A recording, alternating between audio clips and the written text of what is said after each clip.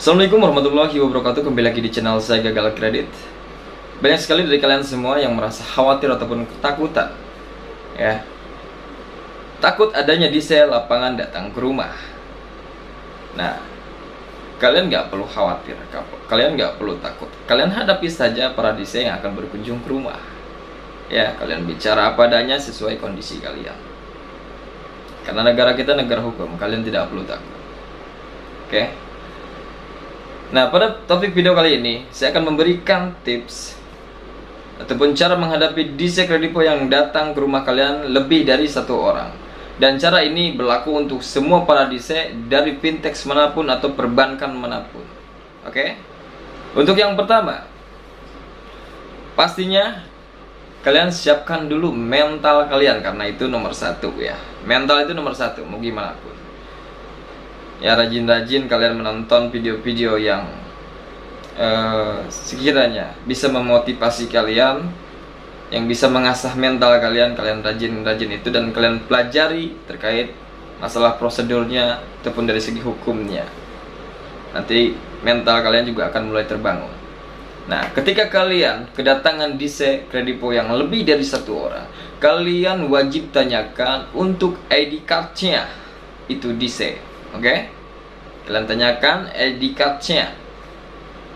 Dan saya yakin pasti yang akan bisa menunjukkan ID card-nya hanya satu orang.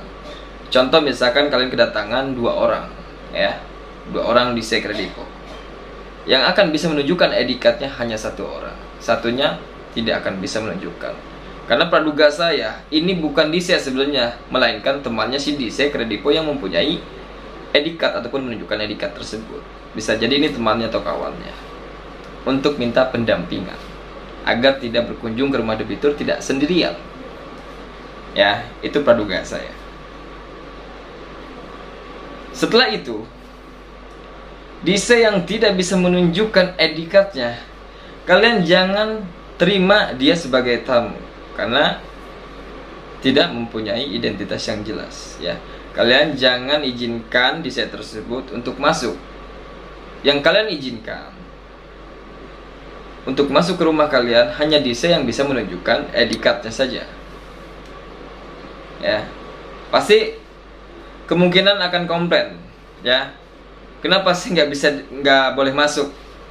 Kalian tinggal simple untuk menjawab. Mohon maaf bang, saya terima tamu itu harus yang jelas identitasnya. Abang kan nggak ada ID card-nya.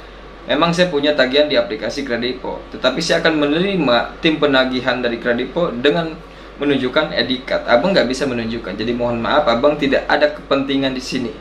Ya, jadi yang saya izinkan masuk hanya teman abang yang mana bisa menunjukkan ID card-nya kepada saya. Untuk abang mohon maaf, abang tunggu di luar.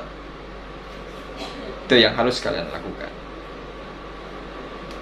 Nah, untuk yang kedua, kalian harus stay memegang handphone kalian untuk antisipasi, ya. Kalian harus stay memegang handphone kalian untuk antisipasi. Karena akhir-akhir ini banyak sekali di Kredipo, ya, yang mana cara penagihannya itu sangat barbar sekali. Bahkan di lain pun seperti Aku Laku sama halnya juga sering melakukan hal tersebut. Ya, jadi kalian stay memegang handphone untuk antisipasi. Jika di set tersebut melakukan ataupun memberikan tekanan secara fisik maupun verbal, apalagi sampai melakukan intimidasi ataupun bentuk ancaman.